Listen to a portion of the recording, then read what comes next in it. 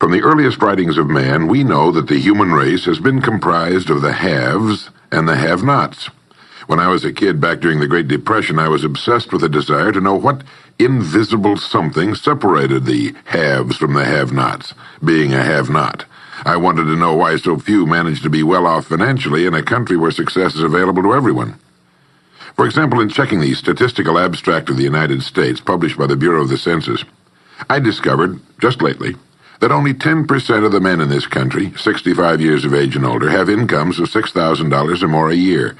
More than 80% of all men 65 or older have incomes under $4,000 a year. Only 7.6% have incomes between $7,000 and $10,000 a year, and only 3.7% have incomes of $10,000 a year or more. A man starts his working career in his 20s, often earlier. He's fortunate in that he lives in the free world.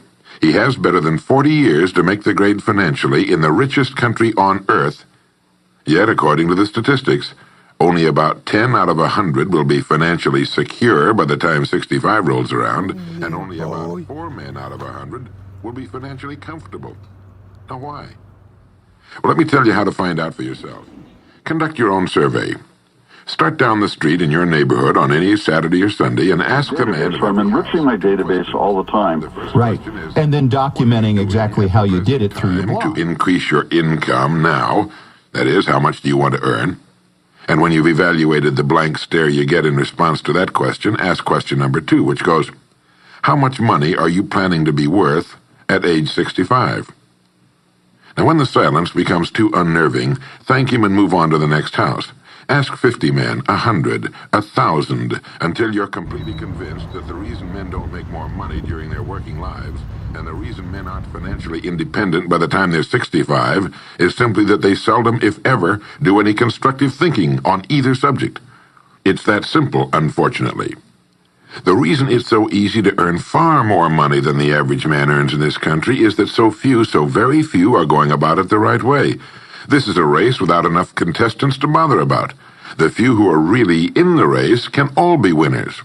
Some will finish ahead of the others, but even the man who finishes last in this race will be financially secure. Most people, more than 90%, aren't even in the race. To prove it, ask yourself the 2 survey questions. Up until the time you started listening to this message, what were your plans for increasing your income? How much A2Z linked up on I-80 West. By the time find my you're friends 65. out. You We're see, 300 miles people who apart. earn large incomes aren't lucky, and they're not crooks as those without money are so fond of pretending. Nor are they endowed with more brains or talent necessary staying than their clean. friends and Look at that neighbors. edge. Nor are they privy to occult secrets. That's Some right very there. few were lucky enough to have had rich What do you fathers got or back here? most of the people earning the big incomes today started the same way you and I did, and most others did. XRs, The only difference between the men who earn big incomes and those who earn small incomes is that those earning big incomes decided to earn more. They're the people who made it their business to earn more. You see, a woman who does not think about baking an apple pie for dinner tonight will never think of looking up the recipe for apple pie. Without the decision for pie, there's no motivation for checking out the recipe. A man who does not think about driving his car to St. Louis, Missouri or Nacogdoches, Texas will never get road maps which show how to get to St. Louis or Nacogdoches. And a man who never decides to earn more money will never think of learning how, of looking up the rules for earning more money. You see, people do what they make up their minds to do. So get rid of the ancient superstition once and for all that people who earn big money are special people, or lucky, or get the breaks, or had money to begin with, or knew someone, or are smarter, or anything else. These are alibis. They can all be disproven. Hello, is that your truck over there?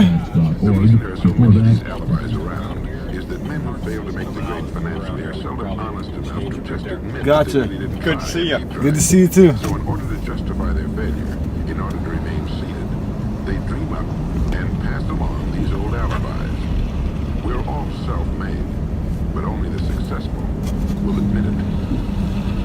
I once had occasion to visit Charleston, South Carolina. I'd never been there before, so I hired a taxi to drive me around the historic old town. I particularly wanted to see the battery where that famous shot was fired on Fort Sumter. Along this beautiful drive, some of Charleston's oldest and finest homes look out over the bay. I commented to my lovely homes they were, and he said, yes, some of those homes have 40 rooms. And then he thought a moment and he said, and every one of them is owned by a crook. This is how the have-nots justify themselves and their lot in life. I didn't say anything because I didn't feel I was entitled to advise him or try to straighten out his thinking. This is a free country where as long as he doesn't hurt others, everyone has the unalienable right to be just as wrong as he wants to be.